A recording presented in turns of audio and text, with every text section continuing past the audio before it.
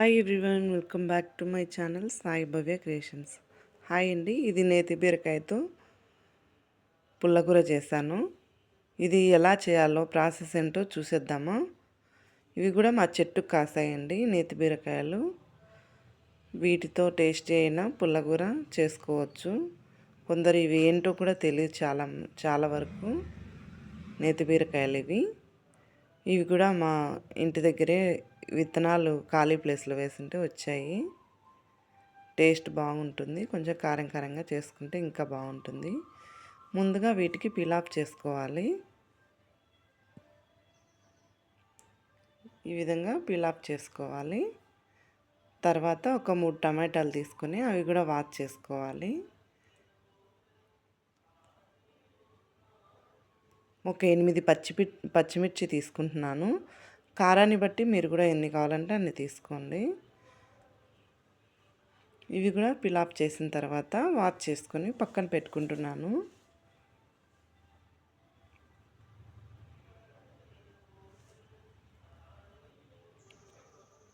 ఇలా చేసుకోవాలి. ఒక ఆనియన్ కూడా పెట్టుకున్నాను.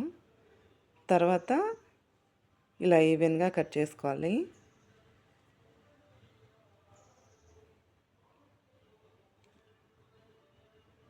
మొత్తం అన్నీ కట్ చేసుకున్నాను.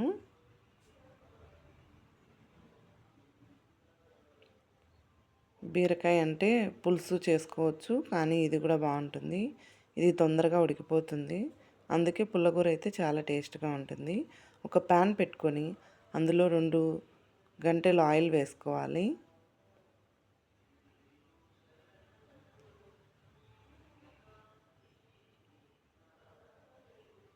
ఇది బాగా హీట్ ఎక్కిన తర్వాత 1 స్పూన్ తిరవాత గింజలు వేసుకోవాలి. తిరవాత గింజలు అంటే ఇవన్నీ కలిపేసి పెట్టుకుంటున్నాను నేను. మేము కరివేపాకు కూడా డ్రై చేసి పెట్టుకుంటాము.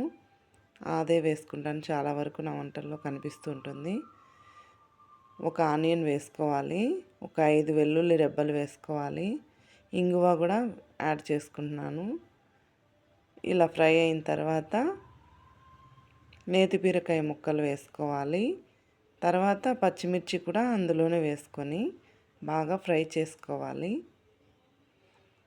ఇవి బాగా మగ్గేంత వరకు, పచ్చివాసన పోయేంత వరకు ఫ్రై చేసుకోవాలి. తర్వాత కొంచెం పసుపు వేసుకోవాలి. ఇలా బాగా కలుపుతూ ఉండాలి.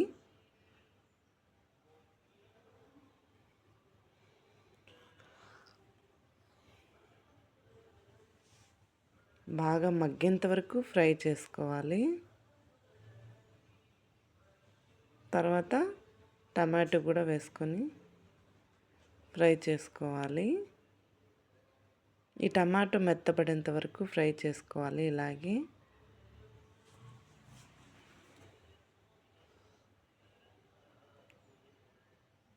ఇలా ఫ్రై చేసిన తర్వాత ఒక నిమ్మకాయ సైజు చింతపండు వేసుకోవాలి. అది కూడా ఒక 5 మినిట్స్ ఫ్రై చేసుకున్న తర్వాత ఒక గ్లాస్లో ముక్కలు గ్లాస్ వాటర్ వేసుకోవాలి. ఇవి పచ్చిగా ఉంటాయి కాబట్టి పెద్దగా వాటర్ ఏం అవసరం లేదు. అంతా ఒకసారి మిక్స్ చేసుకొని మూత పెట్టేసుకోవాలి.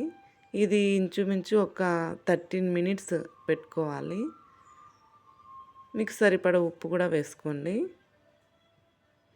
టేస్ట్కి తగ్గట్టు. అన్నీ మిక్స్ చేసిన తర్వాత 13 మినిట్స్ తర్వాత మూత తీసి పప్పు గుత్తితో మెదుపుకుంటే పుల్లగూర రెడీ అయిపోతుంది. Thank you for watching. Please do subscribe.